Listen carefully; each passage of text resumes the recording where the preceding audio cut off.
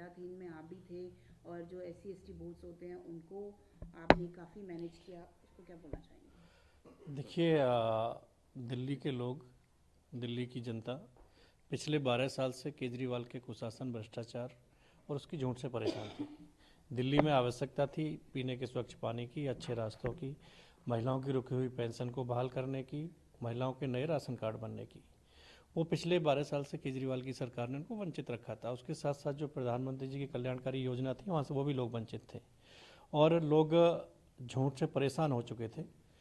जो लोग मन बना चुके थे बदलाव का, और वो बदलाव का परिणाम हमने देखा है कि 70 में से 48 सीट भारतीय जनता पार्टी को देना, तो वास्तव में दिल्ली की जनता बधाई की पात्र है कि जो बदहाली देश की राजधानी की विकास के रूप में थी 12 साल से, उस बदहाली से उनको मुक्ति मिलेगी और पूरे देश के साथ साथ अपना दिल्ली भी, देश की राजधानी भी माननीय प्रधानमंत्री जी के नेतृत्व में विकसित राजधानी बनेगी। जी, देखिए, भारतीय जनता पार्टी लोकतांत्रिक पार्टी है और लोकतंत्र की व्यवस्था को कायम रखते हुए निर्णय लेती है और एक व्यक्ति का निर्णय नहीं होता।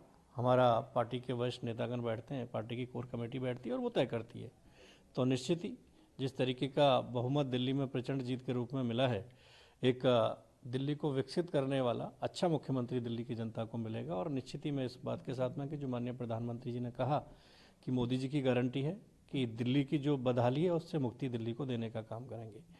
तो 15 साल कांग्रेस के और 12 साल आम आदमी के, 27 साल से जो दिल्ली वंचित थी विकास से, मुझे लगता है कि आने वाले 5 साल में वो 27 साल की कमी पूरी करते हुए लोग बदलाव देखेंगे 5 साल में, और जो 27 साल में नहीं हुआ वो विकास 5 साल में दिल्ली में होगा। जी, जो अपोजिशन के लीडर्स हैं वो ये कह रहे हैं कि ये सिस्टमेटिकली डेमोक्रेसी को जो है डैमेज कर देगा। देखिए, लोकतंत्र में सरकार चुनने का अधिकार जनता को है और अभी भी जनता सरकार चुनती है, और वन नेशन वन इलेक्शन पे भी सरकार जनता ही चुनेगी। विषय इतना है कि लगातार जब हर साल हम चुनावों में लगे रहते हैं, कभी किसी प्रदेश का चुनाव, कभी किसी प्रदेश का चुनाव, तो उसमें सारी सरकारी मशीनरी भी इन्वॉल्व रहती है और सारी पॉलिटिकल पार्टी भी इन्वॉल्व रहती हैं। वन नेशन वन इलेक्शन आने से एक तो लोगों का समय बचेगा, 5 साल सरकार को काम करने का मौका मिलेगा, और उसके साथ साथ जो लोग चुनाव में अननेसेसरी खर्चा होता है, जो चुनाव का खर्चा होता है, एक बार इलेक्शन पूरे देश में होगा विधानसभा लोकसभाओं का, तो वो खर्चा भी बचेगा। जितने खर्चे में एक इलेक्शन आवा इलेक्शन होता है, उसी में वो विधानसभाओं का इलेक्शन भी निबट जाएगा। तो आर्थिक रूप से भी इससे फायदा मिलेगा, समय भी बचेगा, और सरकार जो चुनी जाएंगी केंद्र की और प्रदेशों की सरकार, उन सरकारों को 5 साल पूरा मौका विकास के लिए मिलेगा। कोई ये नहीं रहेगा कि समय नहीं मिला, और जनता तय करेगी उसमें तो किसको बनाना, विपक्ष को सहयोग करना चाहिए, क्योंकि इसमें सरकार तो जनता को ही बनानी है, अभी भी जनता बना रही है, तभी भी जनता चुनेगी। जी, बिरयानी सर्व करी गई लंच में, उसे कैसे देखते हैं आप? देखिए, अलीगढ़ मुस्लिम यूनिवर्सिटी में जो आपके माध्यम से विषय सामने आ रहा, बहुत ही निंदनीय विषय है, और जिस तरीके से बीफ को नहीं सर्व करना चाहिए, क्योंकि वो एक शिक्षा का मंदिर है, पूरे देश के लोग वहाँ पे पढ़ने के लिए आते हैं, तो उसमें शिक्षा के मंदिर को शिक्षा का मंदिर ही रह देना चाहिए।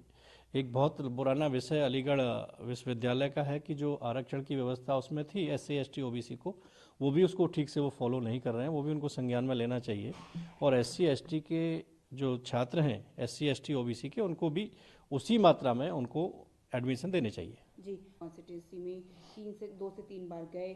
अब उन्होंने जो है एक प्रपोजल डाला कि जैसे ही सेशन स्टार्ट होगा या जल्दी जो है वो उसका नाम बदल के शिवपुरी टाइप कुछ रख देंगे। देखिए, वो विधायक जी के साथ साथ वहाँ की क्षेत्रीय जनता की भी मांग थी, और जब हम इलेक्शन प्रचार में थे तो लोगों ने हमसे भी मांग की थी कि जो हमारी विधानसभा है उसका नाम, क्योंकि शिव विहार वहाँ पे है, तो शिव के नाम से शिवपुरी हो, शिव विहार हो, उस विधानसभा का नाम हो।